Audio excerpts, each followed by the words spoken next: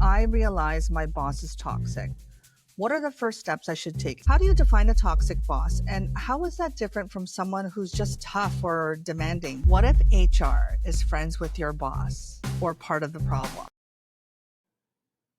Hey everyone, welcome to Career Amplified. I'm your host, Karen Dixon. Today's episode is one of many you've asked for: how to handle a toxic boss without losing your job, your sanity, or your progress. We all know that type: micromanagers, manipulators, credit takers, screamers. They're all out there. And according to the 2023 Flex Job Survey, 87% of workers have had at least one toxic boss. And 43% of those people actually quit because of it. Gallup says around 75% of people leave their jobs because of their managers, not the job itself. That's wild and kind of terrifying.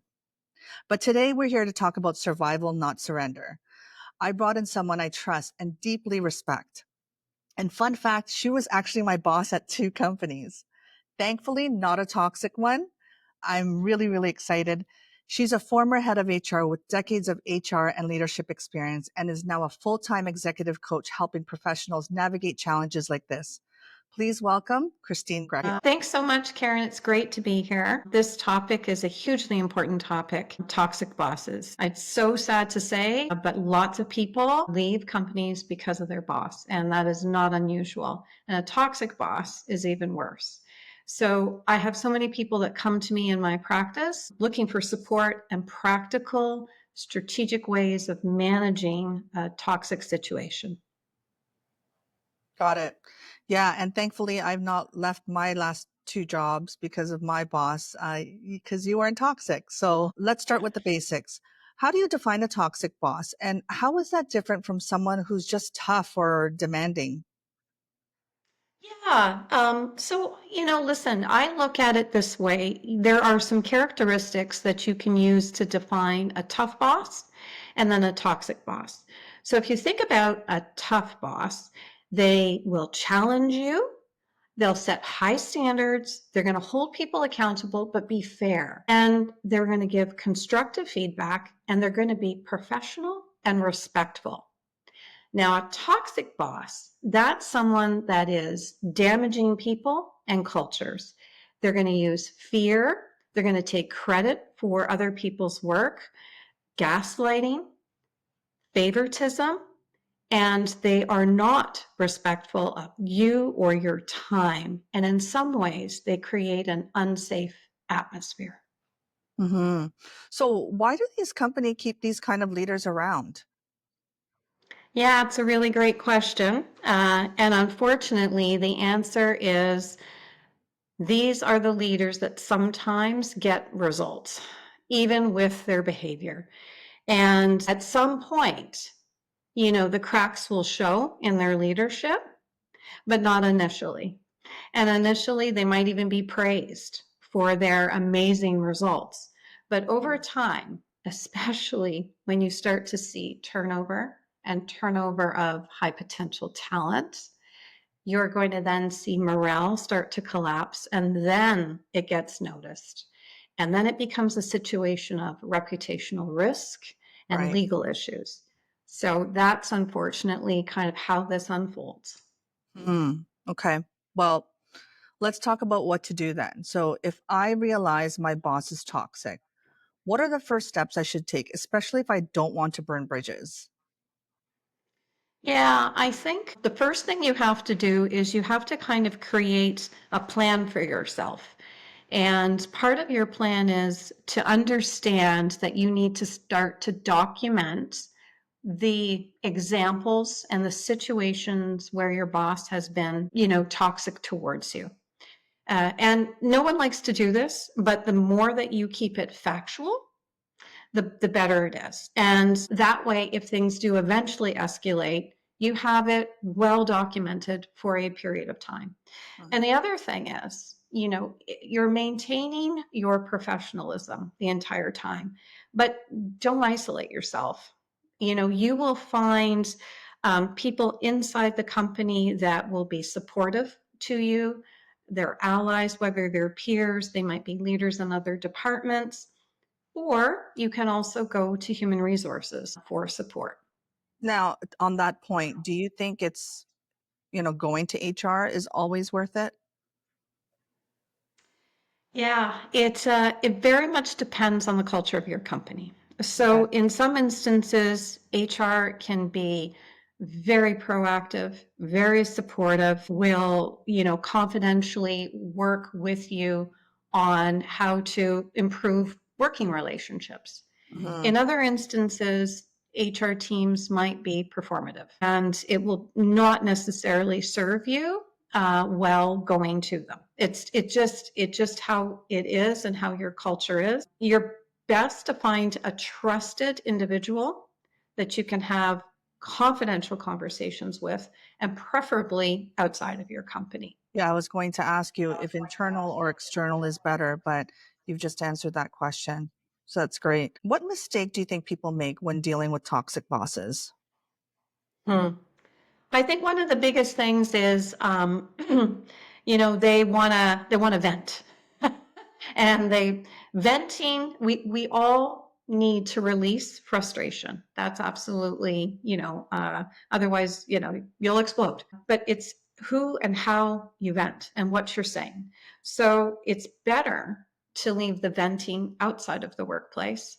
It's better to be professional in the workplace and to manage emotions. So this is around managing your emotions, almost like your personal emotional management plan, so that you can be professional, that you can always, your brand and your credibility will withstand the test of time. And that's really important. And there is a self-care component though, because we're all humans and you need to be able to figure out a way for yourself to either take breaks after a meeting with a boss. Maybe that is very difficult. Go and grab a coffee with someone. Mhm. Practice breathing, practice journaling, anything that can actually help you with managing that load, because it is a load. It is, yeah. And, staying sane in that toxic environment is so difficult. So, on that topic of mental health, what can people do to protect their mental health while still showing up? And it's hard to do, right? Because, you're often, in the heat of the moment and you just, want to explode and you don't necessarily feel like you have all the tools all at once. So, do you have any suggestions for that? Yeah, so I'm going to suggest something called a sanity plan. Oh, okay. Love that. Yeah, so a sanity plan is a plan where you consciously say, okay, I've got a difficult person that I report to. And so what am I going to do for my mental well-being? So is it journaling? Is it breath work? Is it exercise? What is it going to be? The next thing is to give yourself space. Okay. So, and space means that you don't have to answer every single email constantly. So, shut the email off at an appropriate time, Mhm. and leave it there. Also, the idea of those trusted advisors, that's part of your sanity plan. Who can you Right. actually have those kind of venting conversations with, and who shouldn't you have them with? Focus always internally on shared values and the objectives. And so, that's maintaining the way to stay professional. And then also think about where you could leverage yourself. Where do you get energy? So you Mhm. might find energy in taking on a project, maybe even doing some, extra volunteer type activities in the company, because it's around finding different energy within your company. And that will also help you find those allies internally to support you. And that's all Right. part of your sanity plan. I love that.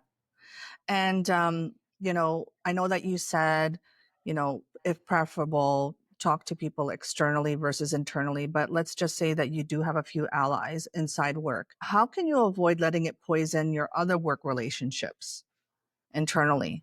Yeah, that's difficult, isn't it? I think, if you can find internal folks that are professional and you feel supported by and with, staying on the positives about the company and the Mhm. positives of the work and the positives of the job versus going down negativity paths is really important. So, it's redirecting any kind of conversation. So if you're asked point blank, oh, is, so and so really difficult? It's a redirection to say, well, when I look at, the work we're doing, these are some of the things that are exciting and these are some of the gap areas. So it's trying to energize the conversation in a positive way and staying away from the negative parts of that conversation because that's not going to serve you well. Yeah, I bet. And then sometimes, you realize maybe the best thing is to leave, right? But Yeah. people worry about burning bridges, gaps in their resume, or bad references. How do you leave the right way? Yeah. So if you're going to leave, again, I would just recommend having a plan or to leave. So, and you're going to think about, what are you going to say while you're leaving? In interviews, you're going to be asked the question, why did you leave or why are you looking to leave? And the conversation and the way that you can have a positive interaction in that interview is to talk about values because fundamentally it's a values match issue. And so you're looking for a culture where it's more aligned to your values. You are looking towards growth. And I wouldn't be afraid to say, I accomplished these things. It matched the company's expectations, and now I need continued growth. And Hmm. so it's now time to leave, or I have left because I'm looking for that continued growth. I would stay away from any kind of conversation about, what that boss was like. Right. Absolutely. Because, I mean, it's a small world too, and news does travel. So they always say, don't burn those bridges. But for the people who decide to stay longer, Christine, how do they take their power back? Yeah. I think taking your power back if you decide to stay is Hmm. around relying heavily on, where you can find wins internally. And that is going to be by extending yourself, to do perhaps different work, a different project, maybe leveraging your ability to mentor or coach other people internally, if that's, part of something that could be provided to you. It might also be just remembering that, the person that is toxic, this is about them and not about you. And so if you can find continued ways to not put yourself in these positions of where your boss is continuously behaving that way, and you can find different ways internally with different work, it gives you a break from that personality. And Hmm. again, time does play the cards out. Eventually, things get noticed because morale does fall, even if you are incredibly professional and delivering on your results. And I would say, regardless of the boss, if you're delivering on your results, that will be noticed. Even if the boss tries to take credit for it, at some point that comes out. Oh, yeah, certainly that does happen. I do have another question for you. Can someone be Yeah. passive aggressive, like a passive aggressive toxic boss rather than openly hostile? Oh, absolutely, they can. And, where it shows up is it shows up in situations where the boss presents one way to everybody.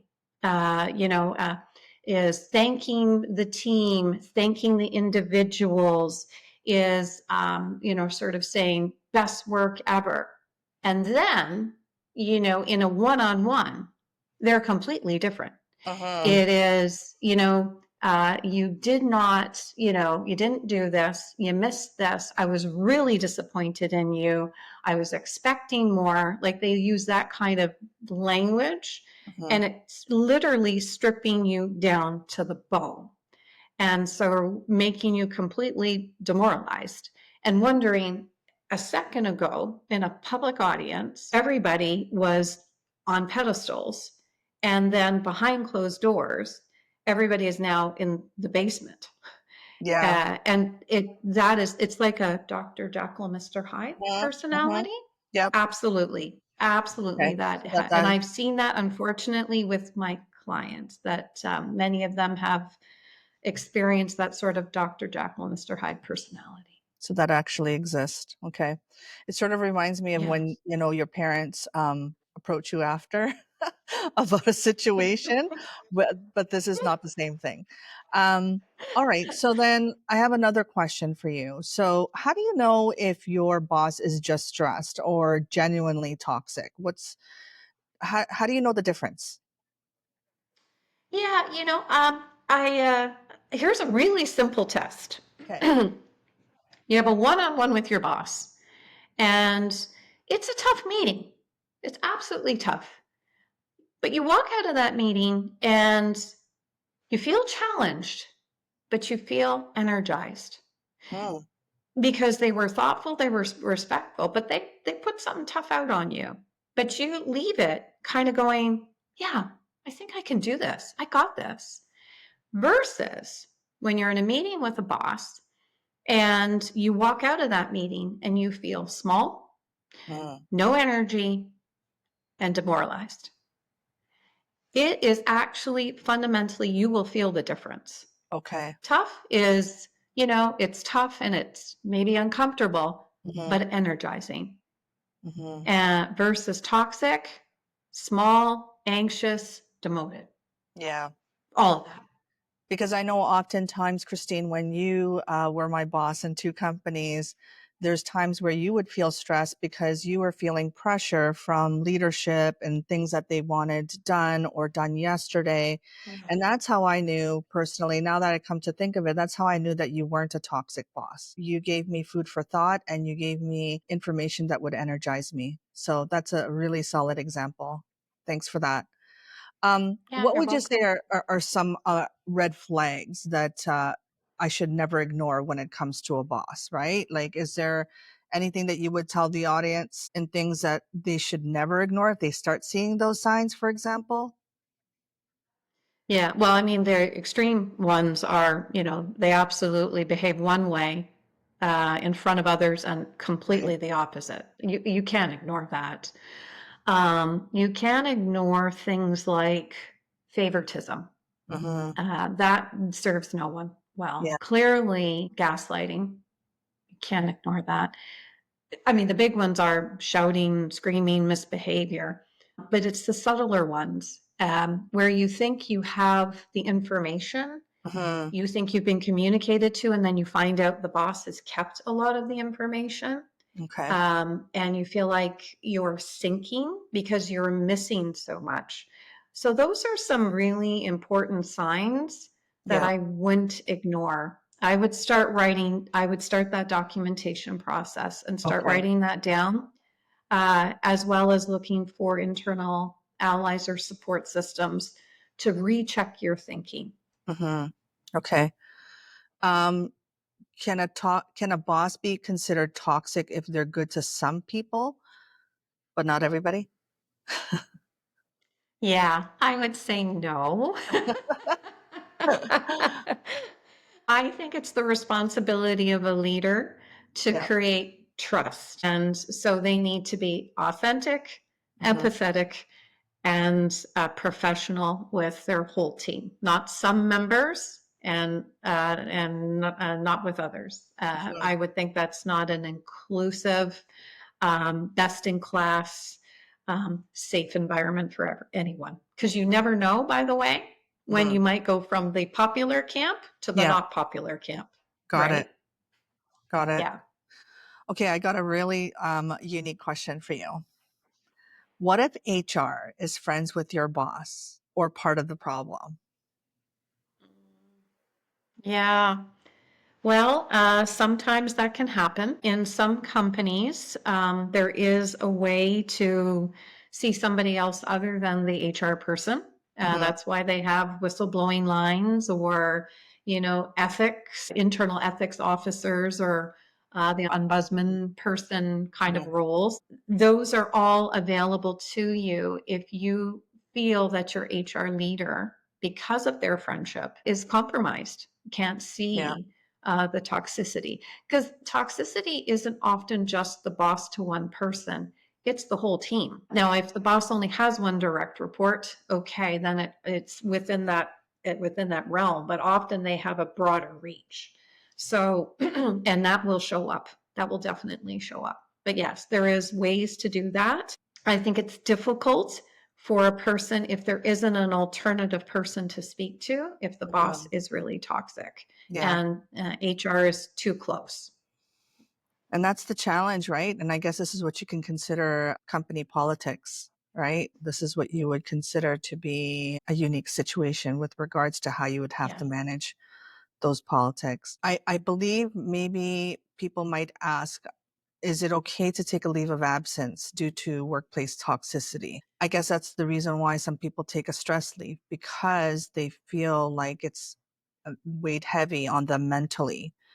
Is it okay to do Sure. something like that? I mean, without you, giving legal advice, what have you seen maybe? Or have you seen people do that in the past where they've had success with it and they feel they're a lot better when they come back, for example? Yeah, I would say that, listen, everybody has to make a decision and a choice for themselves, and Mhm. everyone needs to get the support for their well-being. And I'm a big planner, as you've heard, right? Sanity plan, a stay plan. Right. Part of it is if you have the ability to make a plan and think things through, that definitely helps you.